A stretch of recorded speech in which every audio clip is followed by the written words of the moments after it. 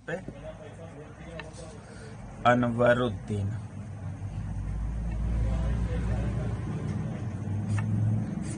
पर हमला बोल दिया। ये पराजित हुए, ये समूह विजित हुआ और इनको मार दिया गया। ये युद्ध आम्बूर में लड़ा गया, जिसको हम आम्बूर युद्ध कह सकते हैं। आम्बूर युद्ध, और आम्बूर युद्ध जो है लड़ा गया है 1749 में। 1749। ठीक। अनवरुद्दीन के एक पुत्र हैं मोहम्मद अली। मोहम्मद अली जिन्होंने शरण ली है त्रिचनापल्ली में। इन्होंने शरण कहाँ ली? त्रिचनापल्ली में। त्रिचनापल्ली में शरण ली इन्होंने। अब चंदा साहब कर्नाटक के नवाब बन गए। चंदा साहब कर्नाटक के नवाब बन गए और इन्होंने अर्काट को राजधानी बनाया, अपनी अर्काट को राजधानी बनाया। अब अंग्रेजों ने देखा कि कर्नाटक में फ्रांसीसियों का प्रभुत्व बढ़ गया, तो उन्होंने हैदराबाद में नासिर जंग को उकसाना शुरू किया कि वो इनसे युद्ध करे। अब नासिर जंग का युद्ध होता है इनसे नासिर जंग का युद्ध होता है। नासिर जंग इस बार विजयी रहता है, समूह हार जाता है।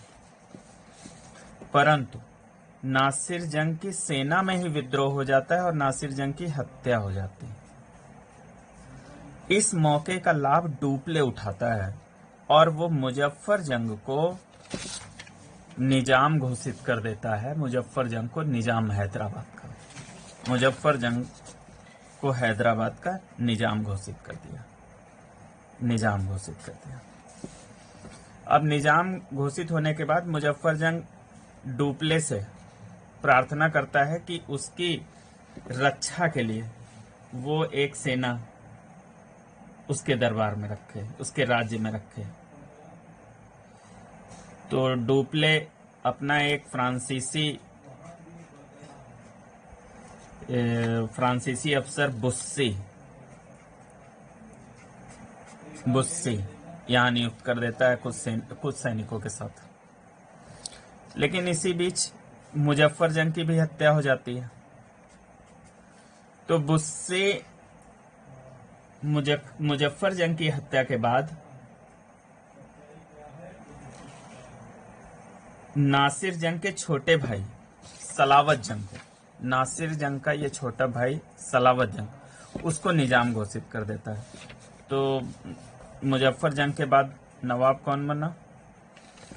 तो सलावत जंग। ये नासिर जंग का छोटा भाई है और यह निजामुल मुल्क का कह सकते हैं पुत्र है। ये निजाम घोषित हो गए, निजाम बन गए।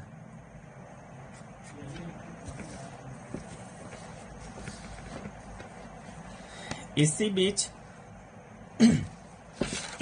जो है ये मद्रास है। यहां पर एक अंग्रेज सैनिक है क्लाइव, क्योंकि चंदा साहब तो कर्नाटक के नवाब बन चुके हैं। उन्होंने अनवरुद्दीन के पुत्र जो मोहम्मद अली है, त्रिचनापल्ली में जिसने शरण ले रखी, ये देख रहे हैं आप, त्रिचनापल्ली में जिसने शरण ले रखी है, इसका उन्मूलन करने के लिए इन्होंने त्रिचनापल्ली का घेरा डाल दिया, जिसको अर्काट का घेरा कहते हैं। त्रिचनापल्ली को अर्काट का घेरा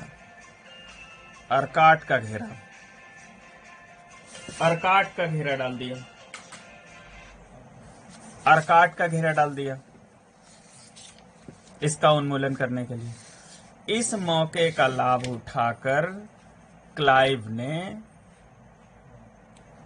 इनकी राजधानी, क्योंकि त्रिचनापल्ली यहां है, चंदा साहब आ चुके हैं दक्षिण, तो अब यहां चंदा साहब है नहीं अर्काट में, तो क्लाइव ने अर्काट को घेर लिया।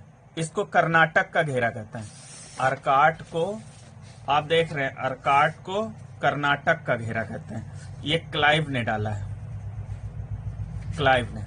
और अर्काट का घेरा त्रिचनापल्ली वाला घेरा है, जहां पर अनवरुद्दीन के पुत्र मोहम्मद अली हैं, उनका उन्मूलन करने के लिए चंदा साहब यहाँ आए हुए हैं। तो ये अर्काट का घेरा और कर्नाटक का घेरा।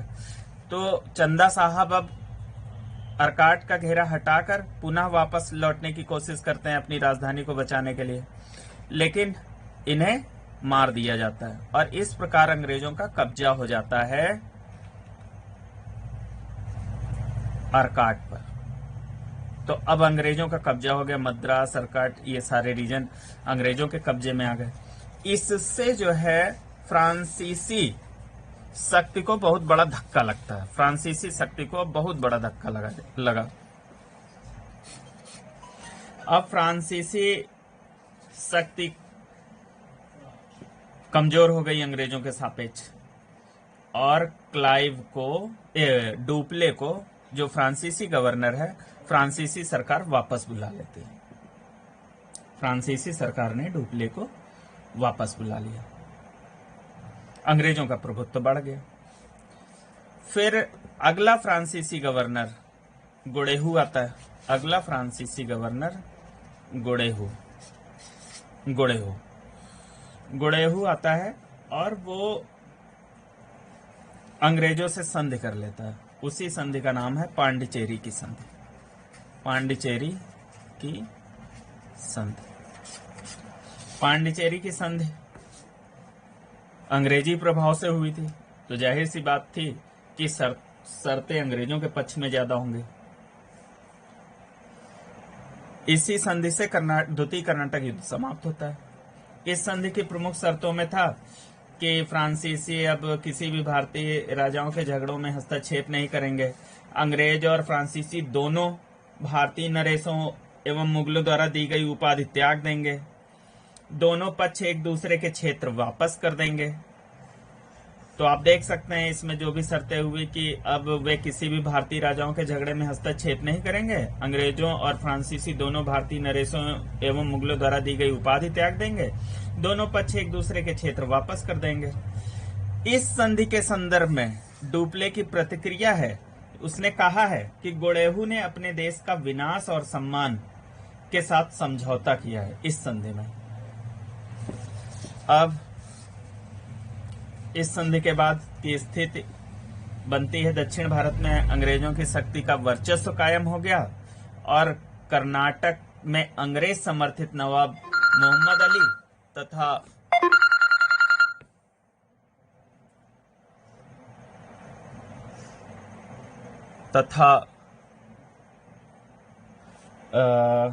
कर्नाटक में अंग्रेज समर्थित नवाब मोहम्मद अली तथा निजाम मुजफ्फर जंग की हत्या के बाद वहां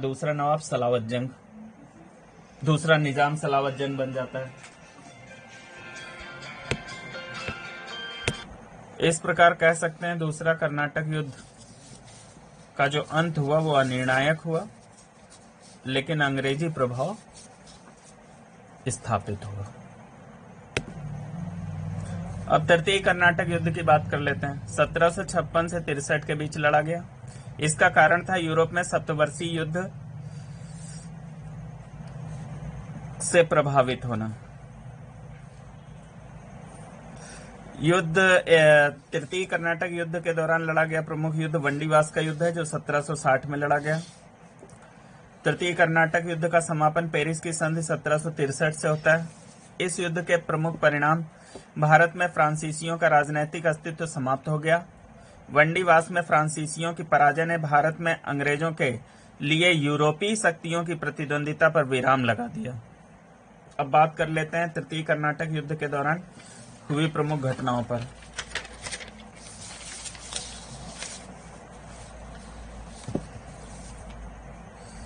(1756) में तृतीय कर्नाटक युद्ध जो है 1756 से 63 के बीच हुआ। 1756 में यूरोप में सप्तवर्षीय